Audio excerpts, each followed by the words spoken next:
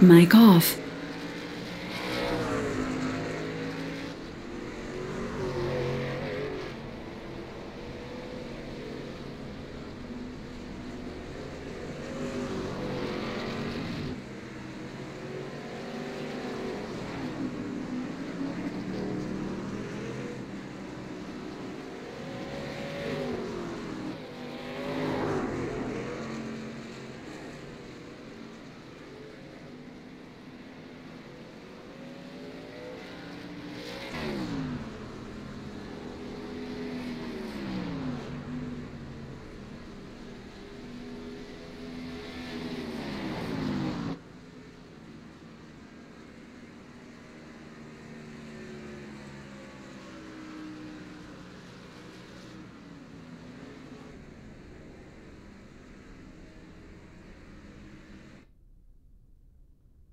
No problems, Matt. Mic on. Hey, good evening, ladies and gentlemen. Welcome to Performance E-Streaming for the Anzcar Monday Night Trucks live from the Charlotte Roval. Joining me in the comm box whilst I bring you the cameras is Edward Foster and Danny G. How's it going, fellas? Absolutely brilliant. Thanks very much for the introduction there, Roger. Good afternoon, good evening, good night, and even good morning for that matter for anyone watching us right around the world at the moment. We are with the 131 Web Radio Truck Series coming to us tonight from the Charlotte Roval, as mentioned, and very big field here tonight. Danny G, what do you make of it? Yeah, g'day everybody. No, it should be a very good race. I haven't had too much time to look at this track or to race on it, but I did a few laps before and it's pretty interesting, and yeah, I'm looking forward to this. Yeah, I mean, it's something a little bit different, isn't it? I mean, you see 90% of the Anzcar races that we hold are held on a road track, and most of the time, as well as they deviate from that, we also have the road courses. So this is a bit of a combination of the two, something a little bit different tonight. Danny, obviously, having gone out and done a few laps here in practice, what have you made of it so far? Well, you know, the oval pretty much is like the oval, but yeah, I noticed you can't flat chat through there. You go on the brakes off the accelerator, so that's interesting. It doesn't turn too well. And then the inside actual road course bit is quite narrow. It feels like something off the top of two touring cars. Yeah, it should be interesting. Well, it's actually interesting that you mentioned that, Danny, because this, most of the time when you see cars running on this oval, the cars are actually set up for the ovals. They're actually set up for turning left and only left. That means that they pull to the left, they actually go around these corners quite well. The way they're set up tonight, they're actually set up for left and Mic off. which means that it's a very neutral setup. They're not really prioritising one way or the other, which means when they get on the high banks of the oval section, it's not as simple as it is when the car's set up to only that. It's an optimise, and they're actually much more difficult to drive and actually push up the track a lot more in the oval section than they would if they were set up for just running the oval. So a little bit for the drivers to get used to. They'll see familiar corners, but the truck won't be handling in a familiar way. So who knows what we're going to see tonight. We've got a very big field here. We've got Braden Lewis is actually out tonight. He's been so superb through the beginning of this season. And just looking at some of the guys out there at the moment, I think Braden hasn't been the fastest in practice. It's a little bit different, obviously being the road course. And I think we might see a few of the more road-oriented drivers coming to the fore. Yeah, we certainly should. And got a lot of road course plenty. Kind of interesting. Got my eye tonight on Chris Purnell. I think he'll do a good job. Yeah, Chris Purnell's a bit fast. You can never take your eyes off Dan Stevens as well. He's always very quick on the road courses. There's a couple of other guys. Cohen Antar is actually competing in his first ever Anzcar race tonight. He's been very fast all the way through practice. And Kai Simon as well, sitting on the pole at the moment. He's always quick as well. So a few guys in there to bring some points. It's a very, very close fight. What's going on at the moment. It's actually a big party at the moment from just 5 minutes of rain going. So very tight at the top. You can see that one swing around tonight. Yeah, we certainly should. I mean, the points have been close all season, and they are very close at the moment. Kai Sloggett is on pole for the time being. Yeah, he's sitting up there on pole just ahead of Chris Aon there in second place. Actually less than a tenth yet. So, yeah, Cohen Anzcar's there in third at the moment. Every driver has 2 flying laps to actually go through and set their time. So you've got to get it right in those two. If you mess those up, or if you go off track in those, it's pretty much over. And I think we've got to see a few guys who are just getting used to this track who are got to fail to set a time potentially, and maybe starting at the back of the field. And we're just looking at Cole Stevens here go down the back stretch heading into 3. Aaron Wilton has just taken the top spot, 112.3. Yeah, that's a really good lap for Aaron, actually. He's just bumped Braden Bullis off the top. Surprised to see Braden so far up there. He wasn't really setting the world on fire throughout practice. So he's sitting up there in second place, actually ahead of Kai Sloggett. So great lap there for Aaron. He's going to be very happy with that, I believe. We've had 14 trucks set times so far, which actually leaves the majority of the field having not put in a time as yet. So not sure how many guys might be looking to start at the back of the field as some sort of long-term strategy game. Turn 1, always messy here as you come down off the oval. You come down off the oval section, there's hard braking where you'd normally be flat with your throttle pinned to the boards going into turn 1 of the oval section, but you actually got to get off the throttle, get it turned nice and hard down there off and onto the road course section, because if you get it wrong, there's actually a very hard concrete wall there on the outside. There's no room there for error whatsoever. So there may be a few guys actually just strategically wanting to start a little bit further back, keep out of that chaos, which they imagine is probably going to happen, and play the long game. And one thing I'm actually interested in tonight, so I've never seen an iRace happen on a road course with the stock cars where there's yellow flags, but if we do see trouble on the oval, it'll be interesting to see if the yellow flag actually does come out or not. Well, I think as far as the automatic throwing of the yellow flags, I think iRacing actually does see this as a road course, so I think it would actually take something quite extreme for us to be seeing cautions tonight, as Chris Purnell actually bumps his teammate off and actually goes pole by 0.2 of a second with a 1 minute 12 second .185. It was absolutely great lap for him. But I'd be surprised if we saw any full course yellows tonight, but with this many trucks piling down there into turn 1, anything's possible for sure. Another good contender up there, Ashley Lear. I think he'll give this race a good shot. He's up there in 4th at the moment. Yeah, Ashley, he's always fast. He's part of the talking team, which are always very, very competitive. In fact, not only on the road courses, but you'd say especially so on the road courses, running up against guys who are predominantly oval drivers, you would say.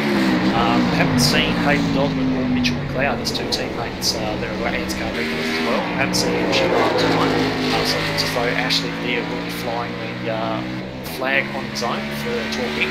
We'll be able to see, hopefully be able to see from his perspective at least, to be able to move up and challenge those guys at the front. I know that last week at Watkins Glen it was Purnell and Ashley who were running out there on the front. Purnell eventually coming out. So if Lear can get past Bullis and Wilton, I'm not saying that those 2 guys won't be in the mix as well, but I think we should have a titanic scrap on our hands. Yeah, we should do, and as we say that, we got Ashley out on track. He's just coming onto the oval part, heading towards the back stretch. See what time he can put in. Yeah, just watching Ash at the moment. So he's, yeah, as you mentioned, just sort of coming around through that road section now. Really clipping his apexes nice, keeping that truck nice and smooth. Just running up now towards, I believe there's another tight left-hander coming up, which is just negotiating at the moment. Just nicking over that curve, hugging inside the apex there. Just trying to keep it all neat and tidy. It's actually quite slippery, quite undulating through this road section of the track. So he's actually got the foot hard down now, just teasing back up onto the oval section. Now just actually glanced the wall, so that's going to invalidate that lap, unfortunately, for Ash. Yeah, that's right. Any incidents off course, any wall touching does actually nullify your lap. Yeah, so this lap will not be timed. We've got Michael Skurlock, who's actually bumped Ashley near the back spot now. He's up to 4th place, so he's actually cemented his spot on the second row, unless anything else changes. We see 21 trucks set times at the moment, and a great deal of trucks sitting back there haven't actually set a time, whether they've actually tried to go out and set a time and had incidents which has actually stopped their time from being registered, or whether they just have elected not to go out. We've got quite a few guys actually sitting back there in the pit lane, letting the regulars go at it, I suppose, and trying to play it a little bit safe, maybe play a bit of strategy game as we're speaking about. Yeah, and Michael Skurlock has actually been performing quite well over the last few weeks, so he's definitely been putting in the effort. Those results are showing. Yeah, Skurlock's done well. He's actually done really well. I think he actually won a K&N race very recently, if I'm not mistaken. And he's always been quick, but now he's actually putting the results in that speed really warrants. So he's another one who's coming up quite quickly. He's sitting well up there in the points at the moment in the truck series as well. So he'll be optimistic for a good run tonight. And it seems he's one of these guys who can actually drive anything, you know, road course, oval, or a half oval, half road as we've got here tonight. It seems that he's one of those guys that can really drive anything. So looking out for him as well. So we've just actually come to the end of qualifying now. So I'll just run you through the grid as it sits. So we've got Chris Purnell, as mentioned, sitting there on pole position with a 1 minute 12 second .185. 2 tenths further back, we've got his teammate Aaron Wilton there in the number 25. And then we've got Braden Boulis and Michael Skurlock on the second row. Ashley Lear and Kai Sloggett, the first of the MFR drivers there in P6, rolling with the third row together with Mr. Lear. Then we've got Chris Aon and Cohen Attard sitting there on the fourth row. Then Matt Danson, last season's champion, in 9th position, with Ricky Cornwall keeping him company there in 10th. Then we've got Damon Stockton and Wayne Pingilly. Blake Haswell, Daniel Stevens, a little bit lower than I expected to see him qualify. Then we've got Kyle Stevens, Shane Witt, Kevin Bomford and John Schultz. Moving in further back now to the 10th. Good luck, Chris. You laid it down when you needed to, mate. Well done. I believe the championship, Raymond Yeager, down in 20th place. Then we've got Darren Brumfield and Darren McKenzie. And then we're looking at Stacey Walker, Stephen Williams, Nathan Tregarten, who actually won the truck division of the multi-class Anzcar first birthday anniversary race that we ran the other night. And then we've got John Sorensen, Ben Doherty, Tom Freer, Dave Douglas, Matt Hunter, Jason Ress, Michael Latter, Tristan Koch, Nicholas Walsh and Glenn Eads rounding out the field. So looks like it's going to be a very interesting one. Yeah, definitely will be. I can't wait. I think we're going to see a lot of fireworks in the first few corners. Oh, definitely that run down to turn one's going to be nasty. It always is. It's one of those corners that even when you're driving alone sort of sucks you in. It almost sucks you into braking a little bit too late. When you're running the oval here, you're used to keeping the throttle pinned all the way through into turn one. Now you've got to kind of turn off halfway down the straight. So it's hard enough on your own, let alone when you've got a face full of other drivers' rear spoilers. So the guys that are, you know, sort of from 5th on backwards, they're not really going to be able to see too much of what's in front of them. They're going to have to try and gauge off what the other guys are doing. And of course, in these NASCAR style cars, they don't actually have operational taillights. The taillights that we see on the cars, they're actually just stickers. So they're not operational. So when guys hit the brakes in front of you, maybe we should agree to play nice on the first lap, eh? Is the car rapidly coming towards you if you're in there behind it. So another little challenge to keep an eye on. Saying that though, last week at Watkins Glen, the guys did very well in the first few laps. I thought we'd see a crash as usual up for the S's, but it just never happened. So these guys know how to race, and a lot of familiar faces back this week. But yeah, would actually have pretty clean first lap. Absolutely. So hopefully we get the same sort of thing here. I'm not sure that we will, given the heavy braking scenario that you sort of get here going down into turn one. I think we're going to be very lucky with 30 guys piling into there at speed to get away without any pattern damage whatsoever. But they'll certainly be doing their best. Nobody's going out there to actually damage their truck and ruin their race before it even gets started. So let's just wish them luck. That's pretty much all we can do at this stage. Yeah, speaking of ruining races before they started, I swear I saw Michael Skurlock smelling smoke through the infield section, but he must have just been on the gravel. He looks pretty good at the moment. Yeah, certainly not the issue that you want this early on, that's for sure. But he looks like he's sitting down on the outside of Pro 2 without too many issues. So, just coming around the open section of the lap now, just watching the leaders and just watching Chris Burdell sitting in there behind the pace car. And pace car lights around, obviously, as we are getting ready to go green. And just trawling down this long back straight now, heading towards the start-finish line where the pace car will pull off and racing will be underway. And hopefully all hell will not break loose. Yeah, we'll see what happens. 29 odd cars. Yeah, it's going to be interesting. Can't wait. It certainly is, especially if you're further back there in the pack. You've certainly got it all to do. You don't want to give up too much time, but just watching the guys, probably the guys with the easiest job at the moment, Chris Burnell and Aaron Wilson sitting down in the front row, teammates of course from Motorsports, and they are getting ready up there on the pace car. As the pace car pulls off, Burnell goes very early. He's actually left his teammate in the dust, and Wilson gets away very early. And Braden Wallace is actually jumping from turn 2 as they all get hard on the brakes now, turning into turn 1. It's actually all looking pretty clean so far. Burnell will spinner towards the back potentially, but Braden Wallace moving there into second place. Aaron Wilson's dropped back to, I think it's third position. Braden Wallace, as we mentioned, got up there into second. And I think Michael Skurlock is just holding off place, just trying his best at the moment. Ash Lear coming down his inside here on lap 1, and Lear cuts right over the curve there, and looks as though he's going to take that spot, shuffling Michael Skurlock back. And so Chris Ian's even having a look at it, but he's going to leave on the outside of that particular turn, and like Michael Skurlock back up out in front, and Burnell still leading away from Braden Wallace, and Aaron Wilson is simply in third place.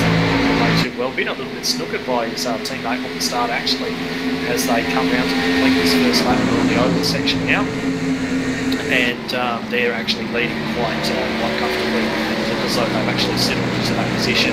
I think Purnell will be pretty comfortable now, just hoping. I think the biggest threat that he's going to be able to see is potentially Lear in there behind him. We gave him such a hard time at Watkins Glen, but I'll tell you one thing, Braden Wallace certainly not letting him go. Looking back even further in the field now, it looks as though Kai Sloggett has actually gone around the exit of turn 1, and it's gone hard into that inside wall, so that's done some fairly significant damage to the front of that particular middle figure racing truck, and he's going to be carrying that damage for the remainder of the race now. And the field is actually quite spread out after the first lap, but we got a good battle inside the top 10 here. Danton just sneaked inside, and he gets away with it after contact. Yeah, it looks like he's just snuck down the inside of Cohen Attard there. I believe Attard having his first hit out in the Anzcar competition tonight. And he's got Damon Stockton all over the back of him now as they enter the road, the oval section, I should say. And just tight in there behind Cohen Attard, and he might even look to make a move in turn 1 yet. He's certainly got a very good opportunity. It just depends on whether or not he wants to risk on the brake. Oh, he's actually gotten straight to the back of Attard as we say that. I think he actually slowed down a little bit more than Stockton was expecting him to.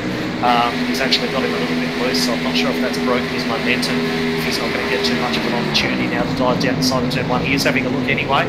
Is he late enough on the brakes? He's done it. He's come across in front of him, but looks as though Attard going underneath, and now Attard's actually been able to cut underneath him once again as he ran wide a little bit from the exit.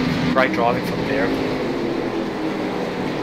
Yeah, he's been banged around with this last couple of laps. He had actually Matt Danton apologise to him over the team radio, and it looks like Stockton's he's come off there in the infield. Oh, that's a shame. He's actually up there. He just put a great move on Cohen Attard, and well, he's come right back on in front of Barrington as well, and quickly just getting out of the way of him. So I think Barrington even had to jump on the brakes there. Now Stockton's got that age-old stock car problem where you get dirty, overheated rear tyres, and you just can't get back on the power, and he's trying to squeeze the power back on, and he's just lighting the rears up everywhere he's going. I've been there. It's an absolutely horrible feeling, and it's going to take him a while to clean those tyres off and get back on the pace as he drops even further down the field now. And up the front, Boulos, yeah, he's right behind Purnell. He's not letting him get away. I think Purnell actually came up and whacked the wall a little bit coming onto the oval section. Boulos is still straight behind him here into turn 1. Got a good run here, hopefully through turn 2. There, can't get it done. Yeah, it's certainly very close. I think you're right there. I think Purnell is just showing a little bit of damage on the right-hand side of his truck. So I reckon you're quite correct in saying that he did get a little piece of the wall there, which could have been what held him up. Braden Wallace, though, really piling the pressure on, just applying that blowtorch to the rear bumper of that Alliance Motorsports truck, just shadowing him every movement. And you can tell one thing for absolutely sure: if Chris Purnell makes any more little mistakes, all this is going to be by, because he is really just applying the pressure at the moment. I think probably trying to force Purnell into a mistake, because overtaking him is not easy. Not at all. I'm sort of amazed at how actually high they get up to that wall when they get onto the oval section. They really face up the bank and head towards the wall. Yeah, I think it's more because these things, just as we mentioned earlier on, they're not set up to be turning left. They've got quite a neutral setup. So what's the first thing you do when your car starts to push on an oval? You run up the track and you run the higher line. So I think that could be what we're seeing a little bit of there. Just them trying to make their way through the fairly difficult oval section, given the fact that cars are not set up for it. And I'm just scanning through drivers in the back of the pack here. Daniel Stevens and Kyle Stevens, Wayne Pengilly running together, all 3 MFR guys. Okay, so Kyle Stevens, I didn't actually realise that Kyle Stevens was a bit of figure racing driver. Oh, maybe he's not. He's certainly not running the paint scheme, so I'm not even sure if there's any relation to Ted Stevens or if it's just coincidental they're running close together on track. But they certainly are running quite close together on track. There's a few other little battles sort of generating over the field, as we see Nathan Tregarton just looping his truck off in the road section there in the 035 machine. Looks like he's just got out in the grass, got a little bit of oversteer and managed to turn that truck around. So good recovery. He was sort of running in the mid-teens. I'm not actually sure if he lost too much from going off there, as he runs a little bit wide again and drops another couple of spots. So he'll be looking to regroup once he gets up on the oval section and clean off those tyres and be running again. Yeah, you're quite right, Edward. I don't think Kyle Stevens is a part of the MFR. I was looking at the wrong truck. And now Marin Wilton, he's coming under pressure from Ashley Lear. He seems to want to get by pretty quickly. Yeah, Ashley really starting to get a little bit more comfortable now. He's always fast on these road courses, as the entire Toolkit team always are. Do a lot of road course racing apart from the Anzcar competition, of course. So we've actually got Michael Skurlock getting in there behind as well. It's a little bit of a bottleneck building up behind Aaron Wilson. And I'm not sure how much he's going to be communicating with his team leader, Chris Purnell, who's out in front. I'm not sure if there's going to be any instructions sort of going back there to him, saying hold these guys back as much as you can.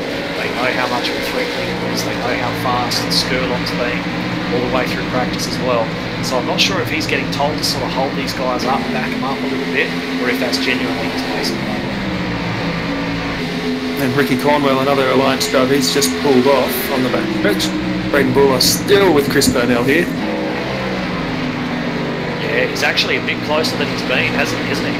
Not sure if he's going to be quite close enough to pull off an out-braking manoeuvre into turn 1. It's going to be an absolute Dan Ricciardo special if he does it. But no, he actually just pulls up and turns that truck in behind Purnell, hoping to get a little bit closer, maybe get a bit better run as he comes up and joins the oval section of the track before actually trying to make that move. Don't forget, there's still quite a long way to go. We are on lap 7 or 50 laps here tonight, so it's certainly a long way. And if he's comfortable sitting in there behind Purnell at the moment, that's all he needs to do. And just at the point, he may try to jump into the pit stops, or as Purnell just makes a little bit of a mistake there, runs a bit wide. But as I'm saying, he may attempt to jump into the pit stops, or he may attempt to get it done on the track. He might let the pit stop cycle through and have it go later on, but he comes onto the oval section of the course again, right up high through what's normally turn 2, I believe. And he's right there on the back of Purnell again, but it remains to be seen whether he's got enough of a run to be able to pull a move down into turn 1. Just having a look a little bit further back as well, Aaron Wilson definitely under attack now from Ashley Lear. Lear getting down the inside there on the oval course turn 3. and he has actually got his nose underneath, so I can only imagine that Lear is definitely going to make a good stick into turn 1, and I think the Skurlock may go with him if he's able to get up there close enough to certainly have a look. He does have a look and gets his nose just in there. We've got Wilton hanging on around the outside, and he looks like he's actually going to keep that position. He's fallen behind Lear as Lear gets a little bit sideways, just trying to get the power down out of that section, and he has managed to hold Michael Skurlock back at the moment. So still doing his job, still keeping in the way down there, and racing as hard as he can. But I think we're going to see Lear start to gap him now as we are, and Chris Aon also jumping on the back of that queue as well. Yeah, they're definitely banking up there. You've got Matt Danson's, I don't know if he's falling back or slowly catching him, but Chris Aoun, yeah, he's right there with battling Skurlock. That's going to be quite a battle because Skurlock now he's got to try and attack Wilton, but he's also got to keep Chris behind him, so that's going to be an interesting one. Now, just looking now, the two leaders, Burnell and Willis, they are back up onto the oval section of the track again. I think Willis might be a little bit further behind than he was last time, around about where he was. If what we've seen so far is anything to go by, he's not going to try and move down the beginning of turn 1. He's just going to hold it back a little way, just sit there for now and pick his move a bit later on. I think he's actually quite comfortable there. Perhaps he's a bit keen to allow both of these guys to gap the guys behind. There's a 4-second gap back to Lear, and I'm sure he's aware that if he starts battling with Purnell and slowing each other down, that Lear's going to be all over them, and that's going to be another problem to deal with. So perhaps that's just playing in the back of his mind as well. And I'm surprised that actually hasn't pulled away from Aaron Wilton. Aaron's sticking right there. I think Braden's, his best part of the track's actually through here. He seems to close back up Purnell through these last couple of corners of the road section. Yeah, which is surprising because Braden Willis, as we know, is such a fantastic oval driver, and I would almost expect him to be a specialist in those kind of tracks. But as you mentioned, it does seem to be the road course section of this track where he really starts to apply the pressure to Purnell, and he's just not quite fast enough, perhaps where he needs to be, which is getting on the power coming back off the road section onto the oval section, because you're not really off the throttle again very much until you come through and brake again for turn 1. So it's all about the run you get coming back onto the oval section, and Willis doesn't seem to be able to do it at the moment. No, from a few practice laps out there, I mean, I was pretty horrible, but getting onto the oval was actually quite difficult. Getting up from the apron onto the banking, that's where I was sort of losing a lot of time. I think Braden might be losing a little time through there, but in this road course section here, he's right on the back of Purnell. Yeah, not sure if it's a little bit of concertina effect as well, because we've got the obviously a lot lower average speed through that section, so naturally the cars will appear to close up, even if the time gap itself hasn't particularly closed. But just having a look here now at Aaron Wilton again, just jumping back to our 4th position. Ashley Lear really hasn't pulled away the way I expected him to, certainly. It really did look as though he had the pace on Wilton, perhaps getting a bit held up, but he hasn't really pulled out a huge gap. Wilton's still very much there in his mirrors, keeping him honest. And speaking of being in his mirrors, Michael Skurlock all over the back of Wilton now as well. He's going to be looking to make a move, and I think that Chris Aon is just sitting there hoping that these two come together or hold each other up and give him an opportunity to take a couple of positions at once. Yeah, Chris Aon's not a familiar name, so it'll be quite interesting to see what he can do, and it's good to see him up there in the top 6. Yeah, I have seen a little bit of Chris sort of around the traps, not so much in Anzcar competition, but more on the road side of things. As Skurlock really gets a good run now on Wilton, and looks as though he's putting on that braking move down into turn 1.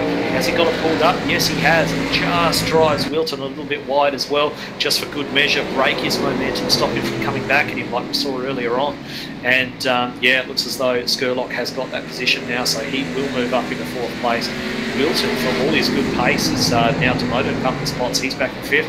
Although he's not taking it lying down, he's actually having a look back at Skurlock, but he's not going to get that move done either, just having a little bit of a look, perhaps just trying to annoy him a little bit, just put him off. But yeah, tell you what, some brilliant racing going on up and down the field at the moment.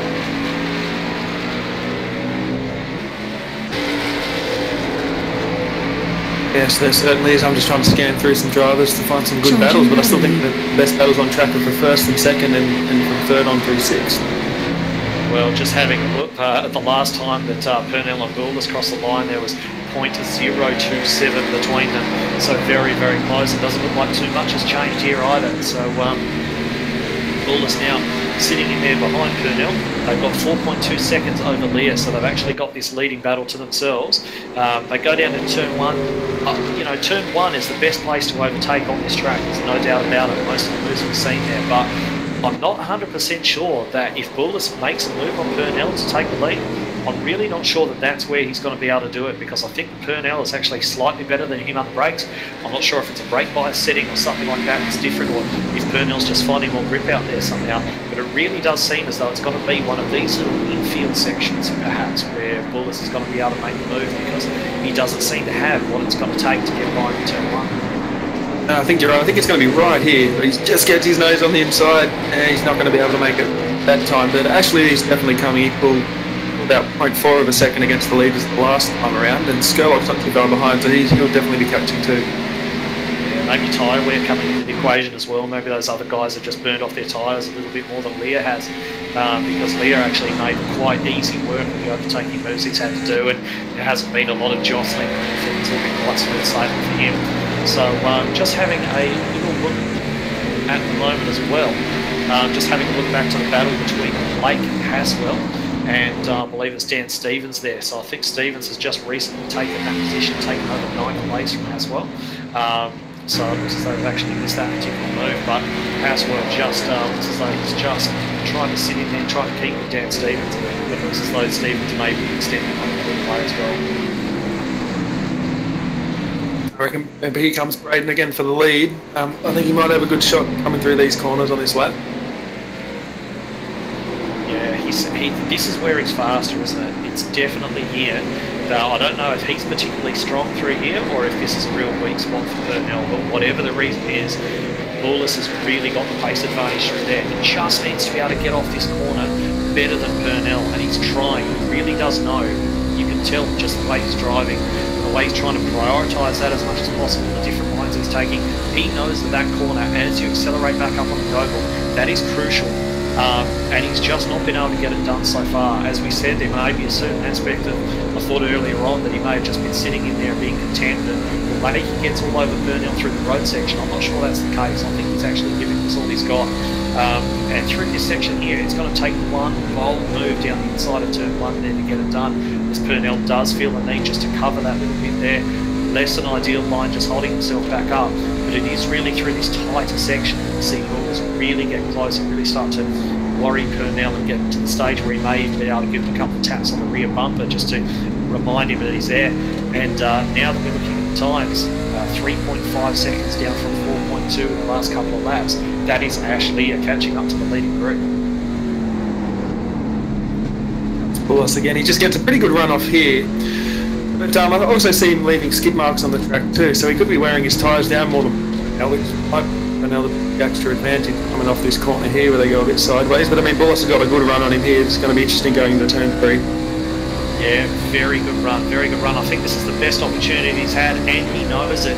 Is he going to try and get it done in the oval section, or is he going to possibly lose the momentum, or is he going to sit here and try and make that move down there in turn 1? Surely he has to do it. Purnell feels that, oh, that's going to actually break his momentum. He's had to check up there.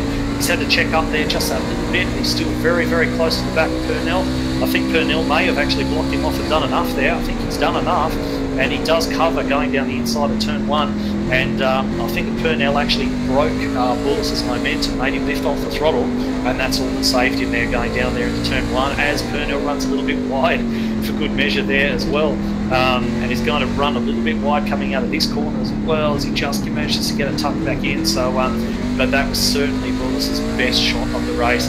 And in all that, 0.5 of a second, Leo has closed them down, so he is coming. This is going to be a three-way battle sooner rather than later. Yeah, and I think Bullis can see Ashley Lee getting bigger in his rearview mirror, and that's why I think he's putting his foot down here now. Maybe he's got the tyres now that he wants over Purnell, who knows there, and he's given it a good run. Yeah, I mean, it's one of those things as well. I mean, you mentioned the black lines that we saw being laid by Bullis as he's trying to get onto the throttle, and that could be a thing as well. That could be something that he's thinking about. He could be using up his tyres a little bit more than Purnell. He's certainly nowhere near as close as he was last lap coming through this oval section. And just see as they cross the line how close Ashley Lear has got. I'm not sure if he's actually closed that gap again. It's been a pretty clean lap for the guys out the front. Just waiting for those times to change. And yeah, it's almost exactly the same, like 0.046 on the second, and Ashley Lear's caught up. So if these two leaders keep it clean, they can actually keep Ashley at bay. But I think they're going to fight each other. If they fight each other, that's going to bring Ashley Lear right back into play as well. And I think that Skurlock and Skurlock's actually pulled down a little way from Ayan. He's got past Aaron Wilson. And I think that really, like we saw in a lot of practice and qualifying as well, it's really going to be between these top four. And Chris Burnell, our leader, just actually catching up to a lapped car at the moment. I think that looks like Damon Stockton actually there. He looks like he's getting up the track well out of the way. No, it's actually Matt Hunter, sorry, I apologise to Damon. It's Matt Hunter there getting well up the track and out the way and letting those two leaders come through. So status quo remains at the moment.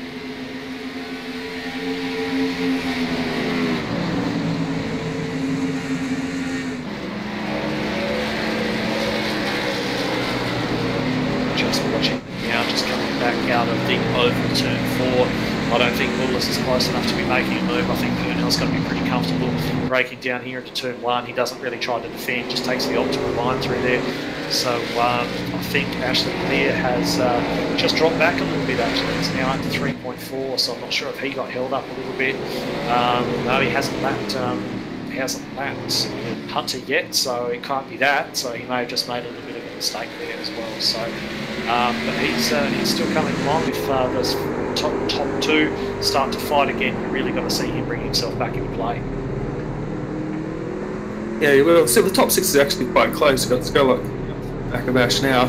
I'm just still keeping an eye on the lead boss right behind Burnell again, heading up onto the oval. Another interesting race into turn 3. I don't think he's going to be close enough though. Yeah, he's almost on the cusp, isn't he? And just getting nice and close there. He's definitely in the draft. Is he going to be able to get up there behind Purnell? I reckon he's got a shot. Purnell is feeling the need to go a little bit defensive, just jinking down the track a little bit, maybe just trying to break that draft, but I don't think he's given himself the optimal line through this particular turn. We're going to see Purnell struggle to stay on the bottom, but he holds it there pretty well, potentially by just sacrificing a little bit of speed to get that truck turn. Is Bullis going to have a dive out and have a look? I don't think he is, and he certainly is not as they break down into turn 1 once again. And I'll tell you that Braden's going to be getting very tired and looking at the back of that particular truck and looking for a way by. So I'm not sure how impatient he's getting, but these guys have actually extended on Ash Lear again. Although I reckon that may have been a little bit due to the lap traffic that just got in between them. Yeah, I think so. That lap car, he's well out of the way now. He's getting out of the way of everybody. He's back down here at Damps. Okay, so we see them coming through this road section again. Bullis just keeping a watching brief there on the back of Purnell's car, just looking for any weakness. He's actually very close. I think he's actually got this, learned something in the last couple of laps. He's definitely learned something since he had that first bite at Chris Purnell, because now he's able to do it lap on lap on lap. Is he going to be close enough to have a look? Is Purnell going to try and break his momentum again? It's certainly very, very close as they look to come through the Charlotte Roval turn 3 and turn 4. And now they're going to lead onto the front stretch again. Oh, it looks as though Purnell may have just extended a little bit. And Bull is certainly having a look. He's getting impatient back there, but no move can be made this time round either. As though looks as though Purnell's actually made a little bit of a mistake. I think he went a bit too defensive, and has actually caused himself to run out wide on the exit, but he has got that covered off. Bullis did have a look. It's a great battle here going on up front, and they're actually catching up to some more lapped traffic. I think they're looking at Glenn Ince and also Raymond Yeager, who's way down there in 19th position. That's got to do his championship chances no favours whatsoever. And you can see Ince just trying to get out of the way of Purnell, but I think he has held him up. And Bullis, oh look, those two guys are battling. They've got the leaders up behind them. This is Bullis' opportunity. This is going to be a golden opportunity if he can pull this off. But it looks as though Ince has just got to the bottom there and got out the way of those two leaders. But they've got Yeager to pass yet. And this is going to be very, very interesting once they get down to turn 1. You can see there Braden Bullis just getting around the outside of Yeager, as did Chris Purnell. Purnell's just cut down a little bit there. He's just trying to, I think he's just trying to back Braden up a little bit and break his momentum. but this is the opportunity of the race right here. We'll see how defensive Purnell goes. Very is the answer. He locks the rears up on the downshift, but he's lit up the rears as well, so he's under all sorts of pressure. He's actually, I believe, just overheated his rear tyres as he locked them up slightly under braking for turn 1 and left himself very vulnerable to Bullis, who seems to be just a little bit more comfortable on those tyres at the moment. This has caused Ashley to come back within 4 seconds. But I think what's going to be interesting soon too, I mean, the conservative strategy of this would be to break the 50-lap race into 25-25 for the stop lap 25, but I think it's going to come down to whichever one, Purnell or Bullis, actually first and gets the advantage of the fresh rubber. Oh, Purnell's just bounced off the wall there as well. He's just we keep saying this is the best opportunity, almost every lap for Braden Bullis to get this move done. And yet again, he's presented with a great opportunity as Purnell, perhaps struggling with those tyres, has just bounced off that outside wall, not turning quite as well as he expected it to. And Bullis now all over him, but I think you're quite right there. I think the power of the undercut here is going to be absolutely massive.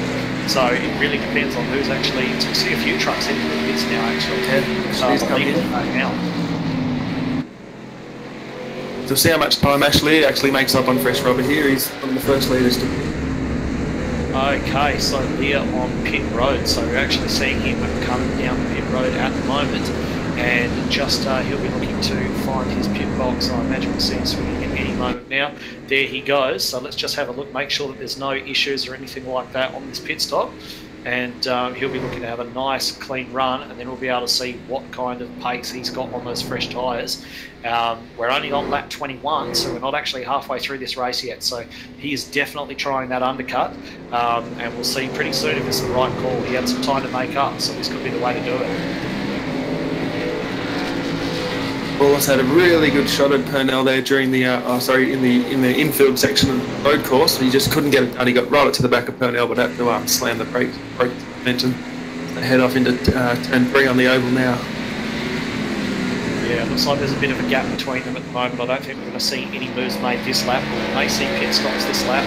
I'm not sure if any of them have got spotters or crew chief. Yes, we see Braden Bullis moving to the pit lane, so he's potentially trying to work the undercut on Chris Purnell, but he's also trying to cover off Ashley Lear, who's just sort of hovering around there, has been hovering around there in the net third place, really just sort of keeping the pressure on those front runners. So we've got Bullis coming down the pit lane now. We'll just make sure that he stops in his box nicely and doesn't overshoot or anything like that.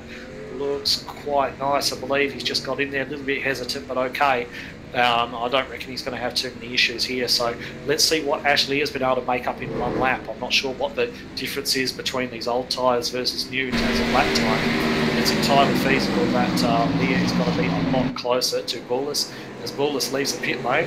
Where is Ashley Lear? He's gained a fair bit. We'll know how much he's actually gained through the pit when he comes across the pit straight again. We get the actual timings in there, but I think he's actually gained a significant amount, Ashley, on Braden Bullis. Yeah, it definitely looks like that on the live screen, on the cameras. So now we've got Chris Purnell in the lead on his own. You'd imagine that he's probably going to come down pit road this time. Lap 22 out of 50, and he doesn't. He looks like he's actually prioritising having better tyres at the end. I'm not sure if this is going to hurt him, because the undercut, as with all stock car races, is very, very powerful here, but he's just running around there on his own. And we'll see what the gap is when those guys come across the line. We've got Braden Bullis. He's just looking at coming around the back stretch of the oval at the moment. And he's got Ashley Lear in his mirrors. So Ash has definitely gained a fair chunk of time on Braden Bullis. And just think the amount that he's actually gained on Bullis, they're going to be gaining every single lap on Purnell and these guys on their fresh tyres. Yeah, they will be. I think Purnell might come out in third, possibly even fourth. I think Skurlock's in fourth at the moment. Doesn't look like it's good either yet. No, he might have. He's 20 seconds behind. Yeah, potentially. And if he's done that, that shows really the power of the undercut. But speaking of the power of the undercut, in one lap, we wanted to know how much of the 4-second gap between Bullis and Lear Lear was able to recover by pitting 1 lap earlier than Bullis. The answer to that is half of it. He's now 2.2 seconds only behind Braden Bullis, and then on just about identical tyres. So that has been a net win for Lear. And but he's certainly in the position now to start fighting some pressure on Lewis in front. Yeah, he definitely will be. Purnell stayed out for another lap. And I was just having a look at Matt Danson's actually in a 3-car battle. Pretty interesting. I think he's battling lap cars now. Yeah, well, that looks like it's that Michael Skurlock in there behind him actually. So potentially Skurlock's come to the lane and come out behind Matt Danson. And just looking back there as well, we've got John Sorensen, who we haven't really talked too much about. He started in 25th place. He's now running up in 7th. I imagine he has not come to the lane either. But a few varying strategies playing out there at the moment. Skurlock's going to want to get past Danson pretty quickly, I imagine, because he's really involved in that lead battle, and getting stuck in behind Danson isn't going to help him out too much. So I'm not sure if Danson's actually been to the lane yet. I believe he probably has. He may have actually come in a little bit earlier than everyone and taken advantage of an undercut and could be actually in front of Skurlock on actual position rather than just being pit stop influence. So just having a look at Skurlock, he's just having a little bit of a nibble at Danson at the moment, but he's definitely got to be looking at getting past him ASAP. Purnell, he's staying out for another lap, so halfway through the race here, he is still yet to pit.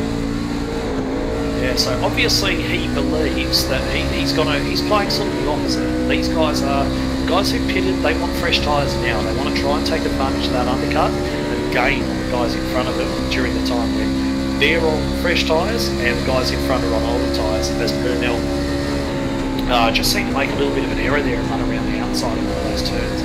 But Purnell looks as though he's more interested in having fresh tyres at the end of the race.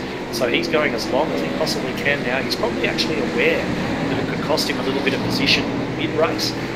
He's got a 20-second lead ahead of Chris Ayer at the moment. He hasn't pitted either.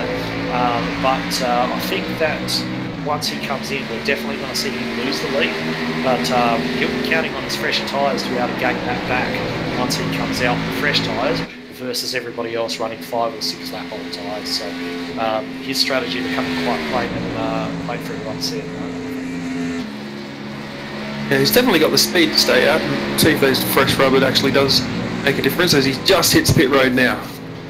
Yeah, as he does, just dives down pit road. Looks like a bit of a tentative entrance to pit lane, you'd say. Certainly wasn't hard on the brakes or anything like that, but in his position he probably wouldn't want to be either. So he's coming rolling down pit lane at the moment. It must feel like an absolute age for him. And while he was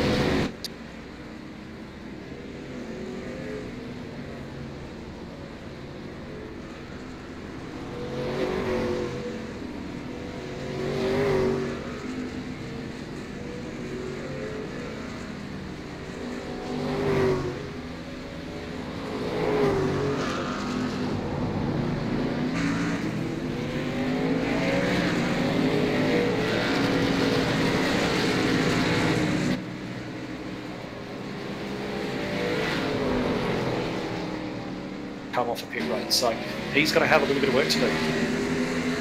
Yeah, he certainly will. He's a few seconds behind Lear, who's a couple of seconds behind Braden at the moment. Yeah, speaking of pit lane, I mean, this is, even on the oval, it's not a very fun pit lane to get to under speed, so imagine with the trucks that don't want to turn left particularly well with the road course set up, find that even more trickier. Yeah, it certainly would be. Apologies, I got a bit carried away watching cars come past the pit exit. I didn't actually realise that Purnell had made his way out, but Purnell coming out into a net 3rd place, but with fresher tyres than the guys ahead of him. So he's going to really be working on, I mean, he's been the fastest truck, he set pole position. He's also got fresher tyres than the guys in front of him, and now the chase is on. He's really going to be trying to chase down Lear. He's going to be hoping to dispatch Lear quite quickly and not get involved in too much of a battle with him, so he can get on after Bullets, because that's going to be the battle. Yeah, probably. It looks like 6 seconds he's behind, 6 seconds from Bullos. Actually, Lear 2.7 seconds behind. Yeah, that's right. So we actually see the net gain that Lear made out of that undercut, pitting a bit earlier than did Bullos or Purnell. And Matt Danson's actually worked his way up from 9th on the grid into 4th place. And Skurlock, we were talking about him earlier on, he seemed to have so much more pace than Danson. He's all over the back of him. Doesn't seem to be able to carry that thread through at the moment. Danson has actually gapped him a little way by about 0.6 of a second between those guys at the moment. So I think the Dancer's looking pretty solid there in that 4th place. It remains to be seen if he can bring it home. He's got Skirlock not too far behind him, but he does seem to have a little bit of a pace advantage at the moment, stretching that gap. He'd be pretty happy starting from 9th and top 5 at the moment. Skirlock behind him. It's interested to see the time differential this lap. Wait a little bit. Bullos just crossing the line now. Actually, he dropped it a touch, didn't really make too much ground, but here comes Purnell. He was about 2/10 quicker.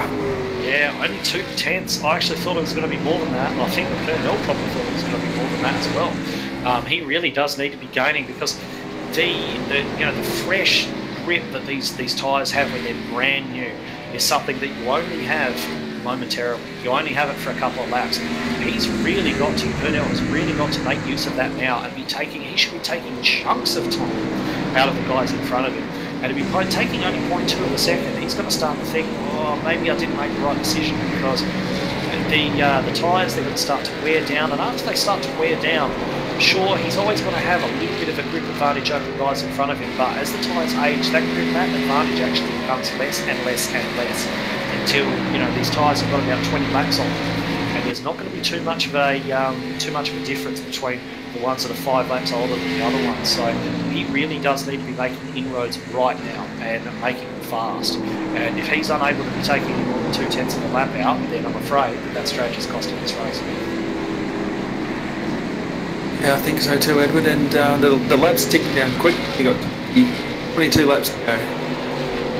Yeah, and he dropped a lot of time there. Oh no, he's picked up another 10, sorry. Yeah, he picked up 0.08 of a second on that last lap, I believe. So certainly not enough. Certainly not enough to be in any kind of a shout of winning this race. Disappointing for him, it doesn't look like, and it's obviously early days yet, anything can happen, but I don't believe that at this stage he'd be too happy with that particular strategy call. It looks like the mighty power of the undercut comes to the fore once again, and looks as though Ashley has genuinely jumped in and may be able to keep that to the end of the race. And as far as Lawless goes, I honestly think that he's almost out of sight now, but he's a catastrophe. He's on newer tyres, the car in 2nd place behind him, Ashley there. And while he's on older tyres, he's not losing a lot of ground to that guy there, Chris Purnell, the earlier leader in 3rd place. No, I project Chris will catch up to Ash the next 5 or 6 laps. I think that'll be probably the best battle going on the racetrack when that happens. At the moment, everything else seems pretty clean. I saw Evan Bomford have a moment turn 1 not so long ago, but other than that, everyone's pretty much spread out over the racetrack. Yeah, it certainly is. I mean, we've got a few guys sort of lapping around there. We're just having a quick look at Damon Stockton, the number 16, back there. He's the first car 1 lap down, sitting back there in 14th place. He's got Kevin looks like actually Ben Doherty is up there behind him. Got Ben Doherty there for company. They're running 15th and 16th at the moment. A few guys just running nice and solidly sort of throughout the field. Raymond Yeager's running around on his own. We've got Darren Brumfield who's running largely alone as well, down in 18th place. Matt Hunter and I believe it's who's running fairly well alone as well. So most of those guys back there are nice and spread out. We still do have this interesting strategic battle going on there at the front. As I believe Purnell just moving ever closer to Ashley Lear, and has actually taken a little bit of a chunk. He's taken 0.3 of a second out of the leaders on that last lap, so maybe it's just coming to Times are definitely dropping. I think it's for Purnell, it's all about trying to get lap cars quick, and hopefully they move out of the way for him. But you don't have to in this series. The top topic of discussion at the moment is the lap cars, but they do not have to get out of the way of leaders. No, it's a skill lapping cars as it used to be in Formula 1, and that's one of the things, of course, you see guys like Ayrton Senna, who was so aggressive through the traffic and really set them apart from guys like Prost and so on, who weren't necessarily prepared to take that risk through the back markers. And although in Formula 1 now, if you get a blue flag, you have to jump out the way almost immediately, and the skill has gone in that. In NASCAR, it's still very much alive. And just watching Ashley get a little bit sideways as he comes up onto the bank. That might actually present Purnell with the opportunity to go around the outside here. Purnell hanging tough around the top there, right around the wall, and he looks as though he's got that move done. I shan't imagine that Ashley is going to be taking this line down though. He might try and move on into turn 1, but yeah, Leah definitely got very sideways coming back up onto the oval section of the track, and that's actually allowed Purnell the opportunity to dive straight back past him. Chris is going to be absolutely thrilled with that, have to fight for it. Off 6/10 of a second, the lap before, he's down to 4 seconds away from the leader now, so he's definitely gaining.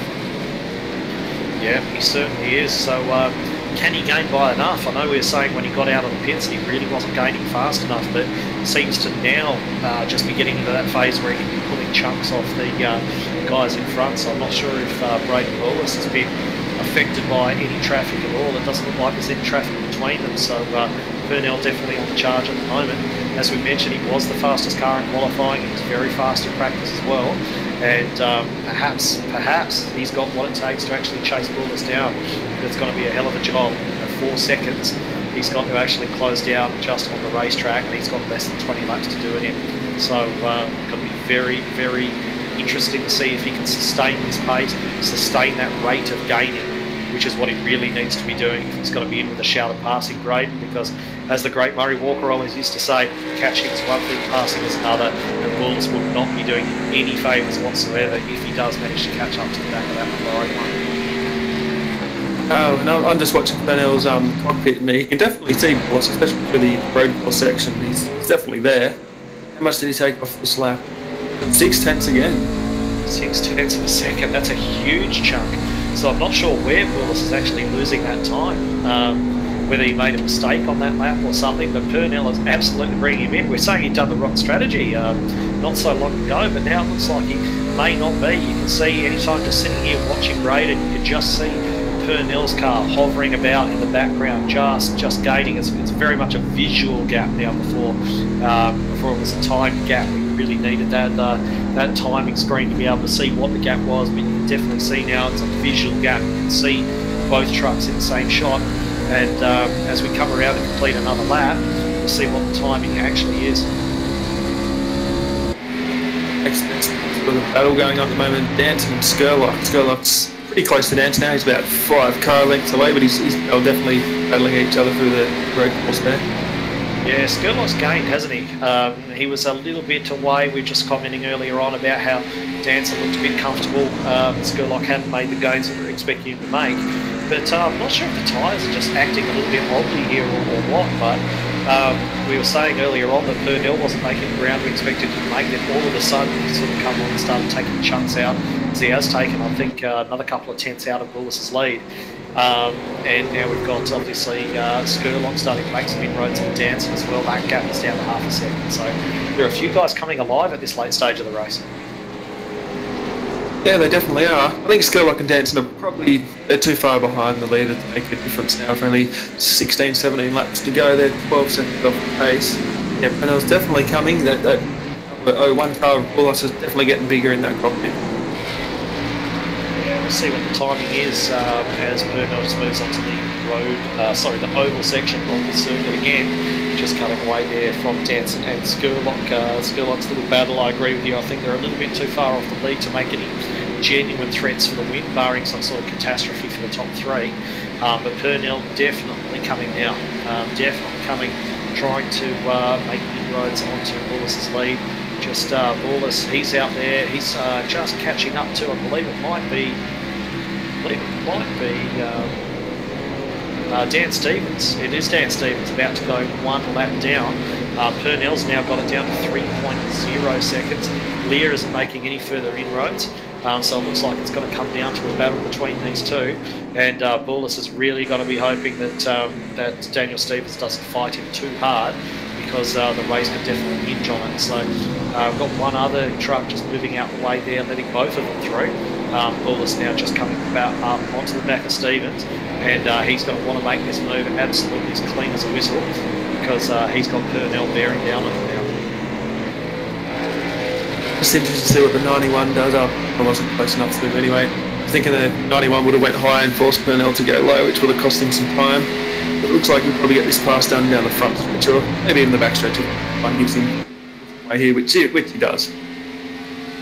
Yeah, he has given him a nice bit of room there. I'm not sure if he did cost him some time. We'll realise when he crosses the line what the actual time cost was for that particular move, as Buller still hasn't made too much inroads onto Dan Stevens either, so it doesn't look like he's any closer to lapping him than he was before as they run back down into turn 1 once again.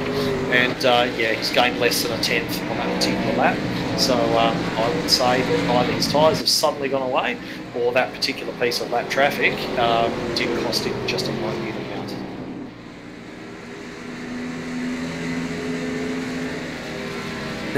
Danson and Skurlock are still at it. I think Danson must have been one of the first cars to jump all those spots and sort of end up in that position where he is in front of Skurlock, Zayon and Aaron Wilt. I think the tyres are definitely starting to go away from him now as Skurlock gets a good run down here.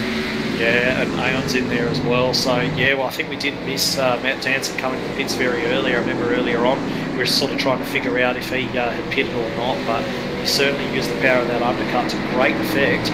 But, of course, the cost for that is running longer on that second set of tyres and having a whole bunch of guys on fresher tyres sort of catching up to you. And that's what Danson's experiencing at the moment. He's got Michael Spiralock and Chris Aon right in there behind him. So they're going to be making his life hell for the remainder of the evening, I believe. Yeah, those trucks get really unsteady coming up off the apron to the banking. Go sideways and right up against the wall. 0.4 of a second. Purnell has taken out a Bullis on that lap, so that gap coming down all the time. I'm not sure if there have been any... no, Bullis has not passed Dan Stevens yet, so no lap traffic coming into play there. I think Stevens has actually got just about enough pace not to really interfere too much with Bullis. I think Bullis will get to him, and I think Dan's fairly professional. He's not going to hold up the leader too much, but certainly... Just out of the way now. There he goes, just getting out of the way. So Bullis, I think, will be grateful for that. And pretty soon Dan Stevens is going to see Chris Purnell coming up behind him as well. Just interested to see if that particular manoeuvre has cost Bullis any time to Purnell. Last week, yeah, the Anzcar first birthday race, Purnell and Stevens did come together and they weren't happy with each other, so it'll be interesting to see what Dan Stevens does with Purnell, if he holds him up or not. Yeah, well, that is something. They did come to, they did have a few post-race words, didn't they, after that particular race. I didn't get to see the incident myself, but I believe there was some contact between the two of them. So we'll see if Dan Stevens gets a little bit of payback here and maybe doesn't make Purnell's life as easy as perhaps he made Braden's. Another 3/10 to Purnell there. He's definitely coming. Definitely coming, all right. It's down to 2.193 seconds now, so Purnell's definitely pushing as hard as he can, probably taking more life out of those tyres than he wants to, but he's got no choice at the moment. He needs to close this gap down. He needs to give himself enough laps at the end of this race to attack and actually make the move. It's no good getting there on the last lap if you can't actually get the move done. So, no, Stevens did a professional thing. He got right out the way for him, so no revenge to be taken this time around. And Bullis is definitely getting bigger in this cockpit view for Chris Purnell. I think Purnell might get there if he can hold on to these tyres. We've got 13 laps to go, 12 as they cross the line. This race has actually gone quite quickly. Yeah, well, with no cautions, it certainly has. And just having a look back at some of the other battles that are going on, Wayne Gillies had a great battle with Blake Haswell. You may have actually seen that on the screens as we were talking about some of the other goings on. And Pete Gilly and Haswell, I think Pete Gilly's actually just recently made a move on Blake Haswell and has moved up into that 8th position. We've also got, as mentioned earlier on, Matt Danson, Michael Skurlock and Chris Aon still fighting it out. It looks as though Danson's just got a little bit of a gap there, but he is definitely suffering on those old tyres now. And Skurlock's got a bit of an issue because he's got Aon right with him as well. So that's got to be very difficult to manage the guy behind and also try and attack the guy in front. So he's got one of the hardest jobs on the track at the moment.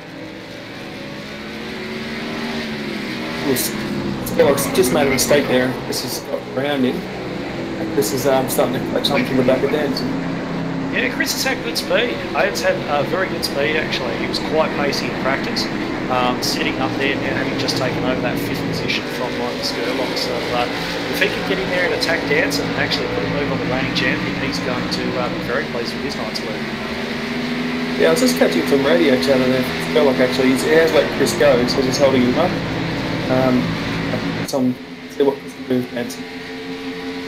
Absolutely, just cutting back now to the leaders, just Chris Purnell, 1.8 seconds, that gap now to Braden Lawless, so it is going to get real hot real soon. I think we've got 10 laps to go, and I think that the way things are going and the way this gap's been coming down, traffic permitting, we're going to see Purnell right on the back of Lawless with about 5 to go, and shouldn't that be some battle? Yeah, it definitely will be.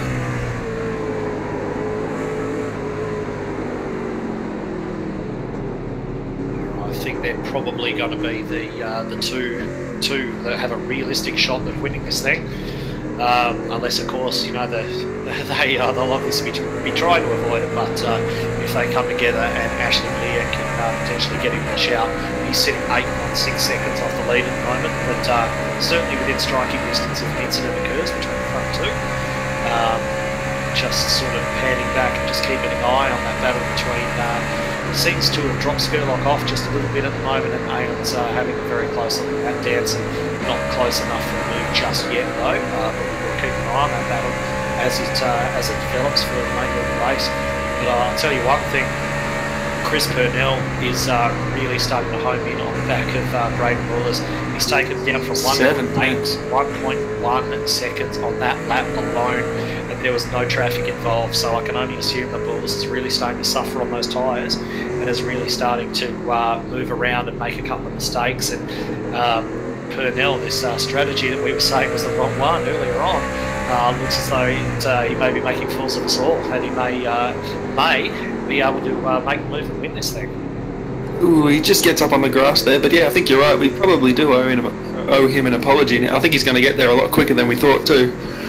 Yeah, I don't think any of us envisioned him taking 0.7 of a second out of Bullis on that lap, and it appears that even if Bullis does put in a perfect lap, even if he's hitting all his marks and everything, he's still losing a couple of tenths, 2, 3, 4 tenths to Purnell every single lap as his tyres go away. So it's going to be a battle, absolutely. I don't think Bullis is going to make it easy for him when he gets there, but the decision may be made as far as the tyres may make that decision for him, and there might not be too much he can do.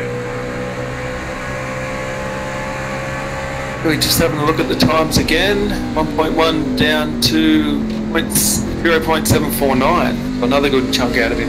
Got 2 lap cars coming up too. Could play pretty pivotal this race. Yeah, just as I was about to say that they're coming up to that lap traffic up in front, so things are just getting worse and worse. Very fraught for Braden Bullis at the moment. Losing time, hand over fist. You can see him getting sideways coming out of those corners, coming up to lap Raymond Yeager and Kyle Stevens as well. So who knows how compliant those guys are going to be. And Purnell's with him now. There's just no gap there anymore. Looks as though Yeager doing the right thing, getting out the way for the 2 leaders there. But it doesn't look like it's going to help Bullis too much. That gap is down to almost absolute zero. He loves flirting with that wall. I think he did it again. Yeah, he may have just nudged it. It could just be the way the line he likes to take out of there is very doesn't leave a lot of room for error, or it could just be something else. But yeah, he has rubbed that wall a couple of times. Braden Bullis' truck, on the other hand, looks absolutely perfect. There's not a mark on it. In fact, you very rarely see a mark on Braden Bullis' truck the way he drives, and he's very, very clean. He doesn't make too many mistakes, but he's certainly under a lot of pressure at the moment. As they're just coming up to lap Kyle Stevens now as well. They'll probably catch him on this lap.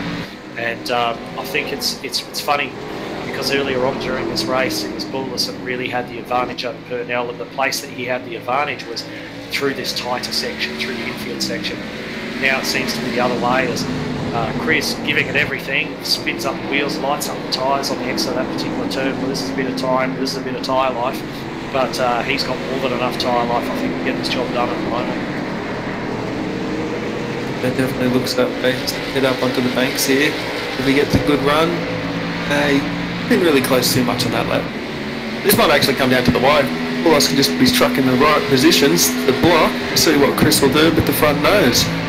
Well, we saw it earlier on, didn't we? We saw Borlas have a lot of trouble actually trying to make a move on Purnell. And we're seeing the same thing now. It's almost as though a truck can, even with a pace advantage, can catch up to a certain point, and then they just can't get any closer. They just can't get any, I don't know if it's an aerodynamic thing or something like that, but they just don't seem to be able to just break inside that sort of 0.2, 0.3 of a second barrier. It seems to be very, very difficult. And where you really need it, going down into turn 1, it seems to be really, really hard to do. I almost think that it's going to be through this slower road course section. That's where the aero isn't so much in play, that if the move gets done, where it's going to get done. But truck's not getting out of the way. Purnell's having a look here, has to back out of it. Yeah, I think if he tried to take a dive at that stage on Borlas, he would have had nowhere to go sort of in front of him. That real estate definitely taken up by the number 442. Really being quite instructive to the 01 at that stage. Now getting out of the way, he's obviously a bit harder to move out the way during that narrow section, so he's getting out the way, and it doesn't really seem to cost Borlas too much actually. Purnell and Borlas, the gap does seem to be around about what it was before, so no harm done in the end. And then heading back to 4th place, looks like Danson's actually pulled that gap over Chris Aon now. Danson looks pretty comfortable there. Maybe Aon actually burned on the tyres trying to get on terms with Danson, but Danson using all the experience that comes with having won this series last season to actually hang on to his 4th place. And just shout out as well, just looking there in P3, Ashley Lear running there all on his own. He's got about 9 seconds away in front of him and around about the same line. So he's just cruising home to take a 3rd place at the moment, I think. Yeah, it looks that way. Yeah, I think the pass from Purnell's probably going to come. He gets right at the back of Borlas there. I don't know if contact was made. It was definitely very close, but I think it's kind of that little short shoot there in the road course section. I think they tend to light their tyres up coming up to that, I've noticed, and I think it could come down to that. Yeah, and it seems to be Purnell that's lighting him up more, from what I've seen anyway. Despite having younger tyres, it really seems that he's sort of struggling to get the power down out of the slow corners a little bit more than Borlas. So you could be right, that could actually be the factor that decides this one. Because just having a look at it, it doesn't really seem now as though Purnell has made any further inroads into that gap. He's certainly not an opportunity to overtake this lap. Has he used the best of those tyres? Only he knows that. But he does seem to be having a little bit more trouble just getting that power down out of the slower stuff than Borlas does. Yeah, this is the section he really gets a lot of gains on through this corner and the next couple of right-hand corners. Yeah, just sort of watching it there. Borlas is, I think, just focusing on keeping it very, very smooth and just placing that truck exactly where it has to be. Purnell doesn't seem to have the advantage, the pace advantage through this section that he's had on previous laps. I'm not sure where he's going to get this move done, because it doesn't seem as though he's necessarily got the pace advantage that he had. Here we come again to that pivotal point. Is he going to be able to get on the throttle early enough? It's around about the same as he's managed to do to Borlas. So I think that gap is going to stay around about the same through this section, and he's not going to be able to make too much of a run in turn 1. And we are coming down now to 4 laps to go. And the lap definitely ran down pretty quickly. There is a couple of lapped cars up ahead. I'm not too sure if they're going to get in the way of this. They might catch them towards the tail end of the race. Yeah, not quite sure who those guys are. I think we've got Matt Hunter up there and Ben Doherty as well, who's been very, very quick so far this season on most of the oval tracks. Done a superb job, and I believe he's actually the championship leader going into this race. Yeah, he actually is. His championship leader over 5 points by Raymond Yeager. So Michael Skurlock is actually the only one of the top 3 having what you call a decent run tonight in terms of position. He's sitting down in 6th position, so there could be all change in front of the field as well. But whether or not the leaders are gaining on Ben and Matt fast enough to actually allow them to come into play, I'm not sure. But I'm just kind of getting the feeling at the moment that Purnell might be a bit out of ideas. He seemed to have that great lap speed advantage over Wallace, and as he's sort of gained up, he just seems to have evaporated. Not sure if he really, as we mentioned earlier on, he has used the best of those tyres, but he doesn't really seem to be able to get himself into the positions that he needs to be to sort of put any real pressure on Wallace and really make Wallace defend. I mean, we haven't seen Wallace go defensive in the turn one once yet. And he really needs to be applying that kind of pressure if he's going to get this move done in the laps we have remaining. Yeah, Chris is actually on the back of him through the road course section the last lap. Just ran right onto the gravel there as he comes through this section now. He's definitely still with him. I still think he's quicker through the road section. He's all over the shop though. Yeah, he's definitely quicker, but he's not quicker in the right places. I mean, where he needs to be quicker is on the exits and the corners to allow himself to get a run into the following corner. And it's the exits where he's not getting it done. He's good on Wallace. We just see Wallace get a little bit loose there and just wag the tail of that Silverado just a little bit. But Purnell, and he doesn't need me to tell him this, he knows this fair well, he's a very accomplished driver, but he needs to be getting good exits out of these corners. He needs to be putting that power down. He's had a braking advantage over Wallace all day, but he's just not been able to get the exits out of the corners that he requires. But Wallace has made a small mistake there, just coming out onto the road section. So I'm not sure if Purnell may just try and send it down the inside of turn one. I don't think he's quite close enough, but he's certainly closer than he's been. He's getting there. Yeah, he's getting there. He's certainly getting close. He's having a look. It might be time for him to lick the stamp and send it straight down the inside of turn one, but Wallace covers him off. Very smartly there, covers him off.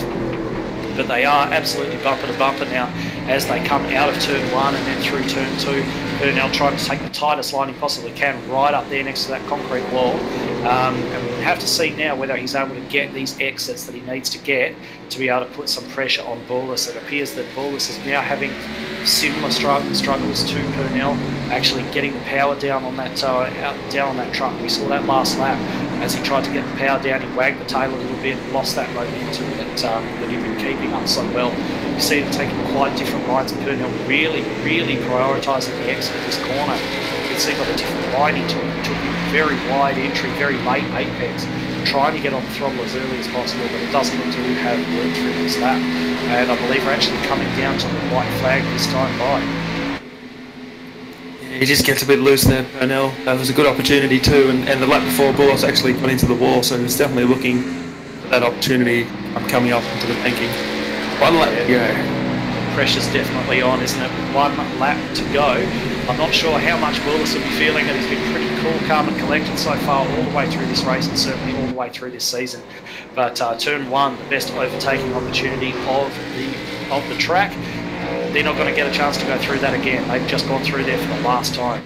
Now they're coming into the road course section for the last time. These tight right-handers that they've got here. Purnell needs to be getting good exits out of here if he's got to be able to have a shot at Bulloss. He's trying. I think he's got on there a little bit hard, just squirmed out the rear of the car a little bit. It's just sort of moved out on him, but I'm not sure he's going to get it done there. This is really a good opportunity. He needs to get on the throttle there well. He hasn't really, he did it well enough, but I think he's lost a little bit of time, perhaps just slightly. And this is what it's going to come down to, the throttle application coming out of this section. And can they get it turned without scraping the wall? It looks as though they both can, but I cannot see Purnell making this gap up from here. I think that Braden Bulloss, barring some major catastrophe, has just won this race. Yeah, it definitely looks like it. There were sparks from Purnell's cockpit cameras. I think Bulloss did hit the wall as he sort of gives up a little bit of time there, but he's going to get a run off and four here and take the checkered flag now.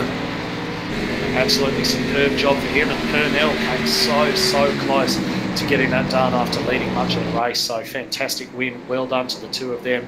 Looks as though we will see, I believe, Ashley Lear. He's just coming across the line there now. He's coming through in a very well-deserved third place, and Matt Danston will hold Chris Owen back there for fourth and fifth, and Michael Sturlock will come across the line in a very well-deserved sixth place.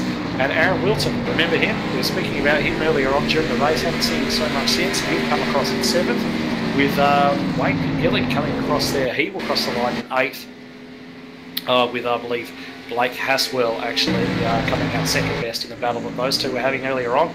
He'll cross the line in 9th, and I think it's going to be Dan Stevens rounding out the top 10.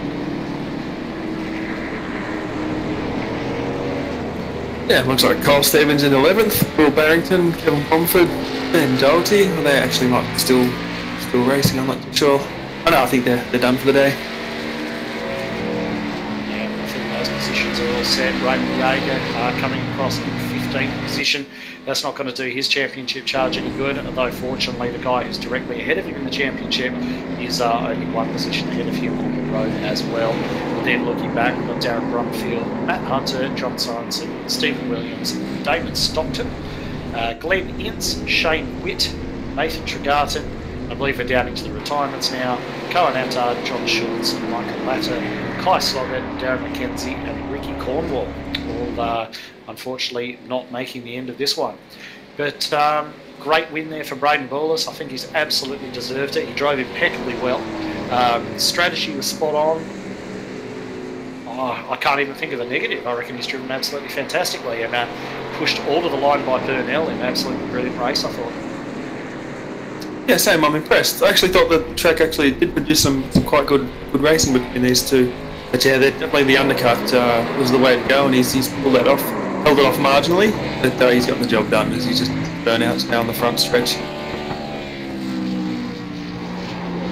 And as well he might. So, just having a look at who we've got around at the moment. I can't see that we've got Braden Bullis here in the around for a chat. He's obviously still out on the track doing some burnouts, but we might just actually grab Chris Purnell, bring him up for a quick chat and see how he saw the race. That sounds good. Chris Purnell, Edward Foster in the Performance E streaming commentary box. How you doing? Good, buddy, and yourself? Not too bad, not too bad. Must admit, halfway through that race after you made your first pit stop, we thought it was all over. How did you see it? Yeah, I didn't think I was going to have the pace to pull him back in. I kind of played a little bit of strategy at the start, tried to hold him up the best I could to see if he could use his tyres up. And I just knew that the tyres weren't going to last, so I was hoping.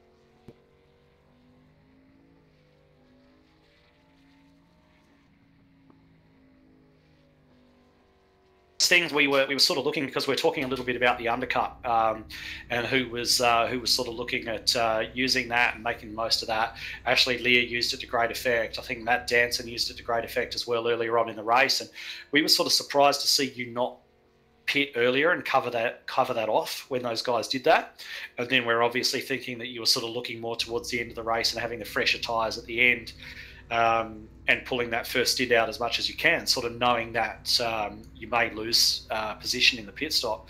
And then when you've come out, your first lap out, you're only sort of taking about 0.2, 0.3 out of them per lap. And then all of a sudden the gap started to come down, it's 0.6, 0.7 per lap. So was it at that stage where you're thinking that you could perhaps actually have a crack at it and maybe get it done?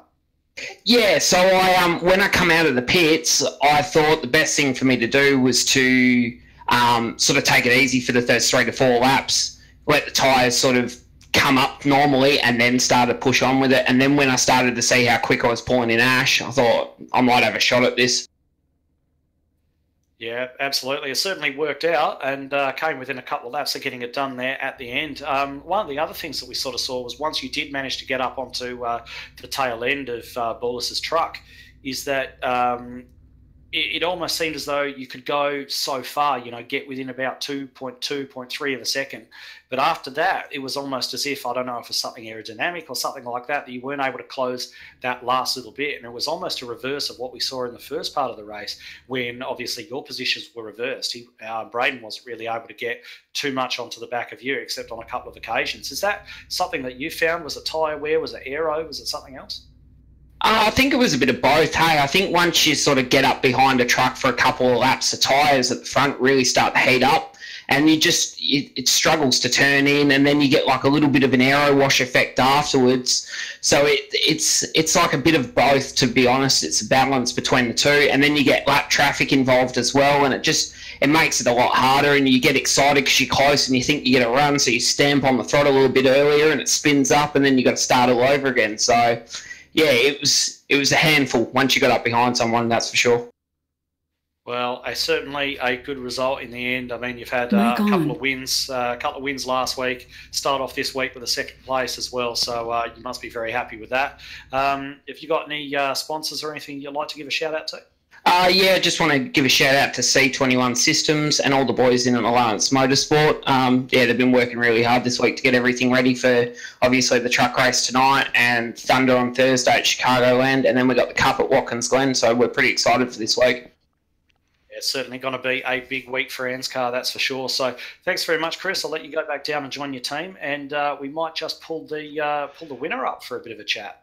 Beautiful. Thank you very much. I'll speak to you boys next time. That was Chris Purnell, our second place getter tonight. So we've actually been joined here by our winner, Braden Borlis. Braden, how you going? I'm doing rather okay, actually, at the moment. Yeah, I imagine you would be. So just having a look at the way that race panned out, I mean, we're just talking to Chris Purnell about the difficulty of sort of breaking down that little gap after you sort of get to about 0.2, 0.3 of a second behind somebody, how difficult it is to gain that last little bit and really get a run and get yourself in a position to be able to overtake. Is that what you found in the first part of the race when you were up behind Purnell and you looked to even perhaps have a slight pace advantage at that stage? Yeah, specifically on the road courses, it's very tough to really find your line, I guess you could say, when you're behind these trucks, especially because they are very big. You can't always see the line that you're trying to go for. Yeah, that's the other thing that we sort of spoke about in the pre-race as well. Just having a look at the way everyone was going to approach turn one. Of course, if you're in the front row, it's great. But if you're sort of 2, 3, 4 rows back, you're just sort of looking at a sea of tailgates and rear spoilers. And these trucks don't have working brake lights on them. They only have stickers, as you know. So how hard was that sort of trying to pick your line into turn one on that first lap? It's very tough, especially when you're behind like lap cars, because you really haven't raced around them for the whole race, so you don't know when they're going to break, what line they're running, where to go. So that's definitely the most challenging bit, I would say. So looking at obviously getting sort of towards halfway point in the race where strategy really started to play out, we saw a couple of guys go for that undercut scenario, try to take advantage of those fresh tyres, gain a bit of position, something you obviously did to great effect. I mean, that was the point at which you took the lead and really appeared to be the race-winning decision. Was that something that was sort of conscious? You're really looking to try the undercut on Purnell, or was that just a pre-planned lap where you were going to pit, or what was the scenario? Yeah, that was actually lap 20 was definitely the plan from the get-go on the pace laps before the race. As soon as I knew what fuel we were looking at as far as how far we could make it, I really knew that hopefully short pitting right there was going to be the way. Yeah, it certainly seemed to work out for you. So keeping that in mind, I guess the flip side of trying that short pitting strategy is the fact that you are left with bad tyres at the end. So how bad were your tyres in those closing laps? They definitely didn't feel great by any means. I'm sure that he was Chris by that. I'm sure that he was feeling a little bit better at the end there. Yeah, he actually seemed to be laying a bit more rubber than you were out of the corners, which the slower corners. So something that we found a little bit surprising given the relative ages of your tyres. But probably let you go there, let you perhaps have a champagne or two or whatever your poison of choice is. But in the meantime, is there anyone you'd like to give a shout out to, any sponsors? Oh, yeah. I got to give a big shout out to my teammate, Matt Danson. As I'm sure you guys may know, I've missed a handful of races this season, and I just figured I was done at that point. But I looked at the points, and I don't know how far up I'll get, but he's really encouraged me to keep going, and obviously it's paid off so far. Yeah, absolutely. I mean, he's the reigning champion of this particular series, so who better to learn from? He obviously had a great race tonight, moving up from 9th position on the grid to a 4th place finish. So very good from him. So thanks very much, Braden. We'll let you go, and hope to see you out racing the trucks again next week. All right, thank you. All right, so that was Braden Bullis there, your winner tonight. So just having a look down there at who we've got sort of milling around down there, Daniel. Was there anybody else that you want to have a chat to? There's not really anybody that sort of came inside the top 10. I think that Daniel Stevens is sort of hanging around. I can't see Aaron Wilton. Aaron Wilton. We might be able to bring him up. Okay, we'll bring Aaron up for a chat. You can ask questions if you like. Cool. Aaron, how you doing, mate? Well, you might not actually be there. Yeah, I'm here, mate. How are you? Oh, not too bad. How are you doing after that race? I'm absolutely exhausted after that race, to be honest. Yeah, you would be. We did see some people in the chat say they were sweating a lot after that one. Tell us about your night. You started off in 2nd position, but fell back to 7th. And how was your run? Yeah, that was a pretty insane lap by me to get up there. I don't know how I got that, but to start up in the front row was really good. First few laps felt really good. But then, yeah, as the tyres started to go away, I just didn't have the same pace as the guys around me, so I just tried to stay out of trouble and run a clean race. Yeah, that's good. That's what gets results, is clean races and clean laps. But yeah, well done on 7th. Yeah, thanks, guys, and cheers for the broadcast. Yeah, no worries. It's been a while, but we're excited to get up here and do it. It's been good fun. Well, I can't wait to go and sit down, have a beer, relax, and watch it all. Awesome, mate. We'll let you go then. Have a good one. Cheers. All right, so that was Aaron Wilton, as mentioned, started off on the front row tonight. I believe that may actually be his best start in Anzcar so far. So, all right. So, having come to the end of that one now, Danny, what did you make of the race as a whole? Yeah, I thought it was pretty good. I mean, the field sort of spread out, but it seemed quite clean. I only saw a handful of incidents. Didn't look like too many multi-car incidents, which is always good to see. Yeah, certainly a lot cleaner than I expected it to be, in particular that first lap. So, yeah, very good to see that level of professionalism, I suppose, from all the guys taking part here tonight, to really try and keep their noses clean and play the long game, which is really what you need from guys who, perhaps are looking at stepping up to the Thunder in future, or, running the cup races, which are obviously very long as well. So, I think it was good overall. Interesting to see the way that these trucks handle on the Roval. Of course, we've got that this track coming up for the Thunder a bit later on in the season as well. So if that race is anything like this one was tonight, I think we'll be in for an absolute cracker, because I think it was fantastic, and hopefully it looked good to everybody out there watching it on the Performance E streaming broadcast. And I guess just closing remarks, Daniel. Was there anything that you wanted to add? Just next week's race, 120 laps at Darlington. So hopefully we'll get a broadcast up and running for that. Darlington's always a fun track to watch. So you've got a lot of cars. Pretty much every car will sort of go up there and whack the wall. And we call that the Darlington Stripe, and we'll see how the guys go there. Yeah, Darlington, too tough to tame, as they always say. So I think that's just about where we'll leave it tonight. I think it's been a fantastic race. Definitely looking forward to the truck race next Monday, and also join us again on Thursday night for the Chicagoland round of the Thursday Night Thunder as well. So thanks to everyone there watching the broadcast. Thanks to all the drivers taking part tonight, and special thanks to 131 Web Radio for their continuing support of this series. Until Thursday night, and from us too, until next week, good night.